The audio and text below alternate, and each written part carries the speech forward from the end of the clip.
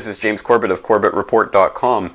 Welcome back to the New World Next Week. And here joining me on the line, as always, is my good friend and the host of MediaMonarchy.com, James Evan Pilato. James, it's great to have you back again. Thanks a lot, man. I appreciate it. All right, well, let's get right into it. What's our first story for today? Our first story we're going to cover is posted up on MediaMonarchy.com under my 9/11 updates, terror trials, truth and consequences, and it's a report from the fantastic historycommons.org. And I know James and I both on our podcast have mentioned historycommons.org and their fantastic complete 9/11 timeline. It's a resource that if you're not using it, you're really missing out. An article from them with a question: the real reason only 5 detainees are coming to New York. U.S. Attorney General Eric Holder recently announced that 5 detainees would be moved from Guantanamo Bay to New York, where they would stand trial for carrying out the 9/11 attacks. However, 5 other detainees will continue to be tried before military commissions, which have lower standards of evidence. The 5 detainees coming to New York have previously indicated they intend to plead guilty, although the 5 to be tried before military commissions have not. The New York 5 are, of course, KSM, the vaunted mastermind, Khalid Sheikh Mohammed, Ramzi bin al-Shibh, Ali Abdul Aziz Ali, Mustafa al-Hassawi, and Khalid bin Atash. They indicated their intention to plead guilty at a hearing at Guantanamo Bay on December 8th, 2008, so now almost a year ago. So we have multiple links and sources to McClatchy and otherwise.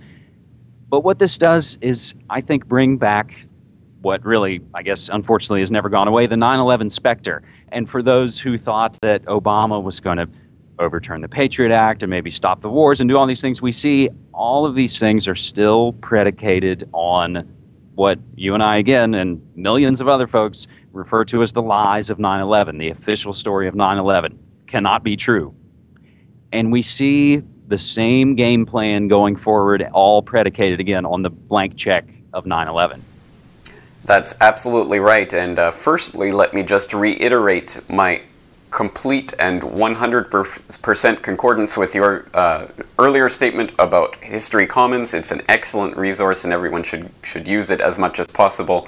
And also, this ties into an update that's just come across the news wires that apparently Obama and Holder have both now gone on record saying that these 5 people will be convicted and will be put to death, which I'm no legal expert, but in any ordinary civil type of criminal case, that would be grounds for a mistrial. But I'm sure it won't be in this case, because as we know, these people are going to be convicted and they are going to be put to death no matter what. So just more things that you can't believe in to do with 9/11 and to do with the Obama administration.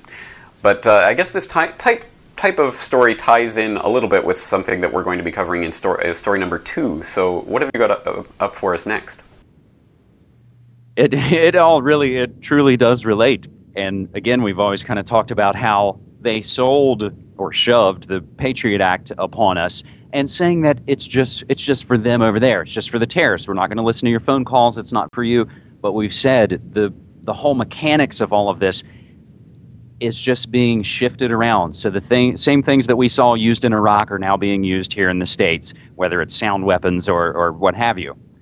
Essentially, what we're talking about here is from Raw Story and Raw Replay, sourced to, of course, the SPLC, the Southern Poverty Law Center, 100 new militia groups since Obama elected. And I note before this video piece and quick article that, again, we're back to the homegrown errorism of the 1990s. If you'll recall, in the Clinton era, it was nothing but McVeighs and militias and Wacos and Ruby Ridge and all those things that, again, when there's a Democrat in, it seems that the enemy is here, but when it's a Republican, we have to go overseas to get them over there. Again, the fake left-right paradigm moves forward. It just sometimes shifts around who the enemy is. So we're back to the homegrown errorism of the 90s. Mark Potok told CNN that the Southern Poverty Law Center has found 100 new militia groups since President Barack Obama was elected. CNN's Jim Acosta talked to members of one militia who are worried that Obama will take away their Second Amendment rights.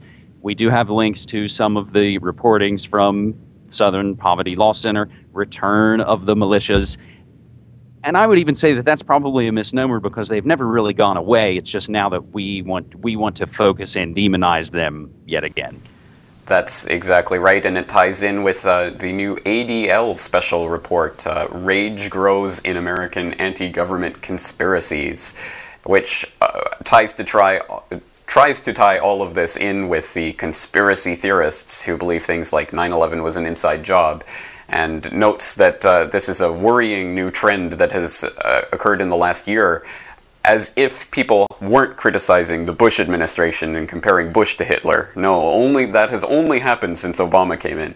No, as you point out, this is exactly more of that phony left-right garbage that we're fed on a daily basis, and they're trying to convince us that suddenly the new real terrorist enemy is at home, when, of course, as we know, the real terrorist enemy are in the positions of power in the government.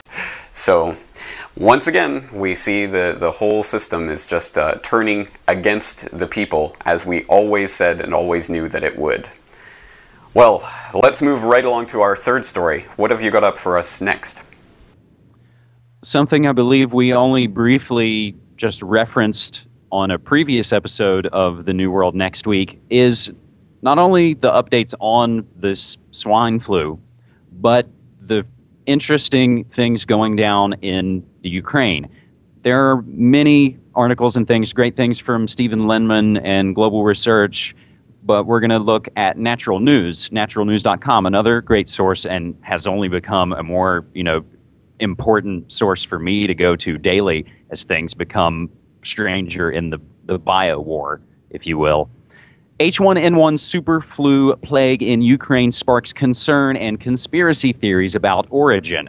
So, again, from naturalnews.com, here's what we know with some degree of certainty about the H1N1 virus in Ukraine right now. Nearly 300 people have died from the viral strain and over 65,000 have been hospitalized. Actual numbers increasing by the hour. And again, this is probably even just a couple days old, is now dated as things move so quickly. The virus appears to be either a highly aggressive mutation of the globally circulating H1N1 strain or a combination of 3 different influenza strains now circulating in Ukraine. Some observers suspect this new superflu might be labeled viral hemorrhagic pneumonia, meaning it destroys lung tissue until your lungs bleed, but that has not been confirmed by any official sources. This goes into lockdowns and crackdowns, and this all ties into something I don't even feel like I can go over fully, but that is Baxter, pharmaceutical company. The case of a guy named Joseph Moshe and his warnings about Baxter and their lab in the Ukraine back in August before this second wave of swine flu. Again, I can't quite wrap my head around this. James, what's your take on this? Again, this is the type of story that I think we're going to have to wait and see how it plays out. But at the moment, I'm just shocked at how little attention this story is getting in the corporate-controlled media. So I don't know if this is a real bioweapon. I don't know if this is just a naturally occurring flu mutation. But the strange silence on so many levels about this story is one of the things that's perplexing me. So again, until we see how it plays out a little bit more, I don't think we have any basis for really saying what's going on over there. I think if we can put it bluntly and maybe explain it for if we're kind of tiptoeing around the issue, the conspiracy theory is that Baxter, a pharmaceutical company, and its lab or one of its labs in the Ukraine has somehow generated this new rapidly mutating H1N1 virus. We don't make that up lightly because Baxter earlier in the year was busted sending tainted vaccines abroad. That's exactly right. That's a key story. I'm going to put that in the links for this episode of New World Next Week, so everyone needs to check that out to see what we're talking about when we talk about engineered bioweapons. But at any rate, James, we're almost out of time. Thank you once again, and thank you to everything you do over at MediaMonarchy.com. Thank you, man. I really appreciate it. Again, as things are accelerating, this only becomes more important.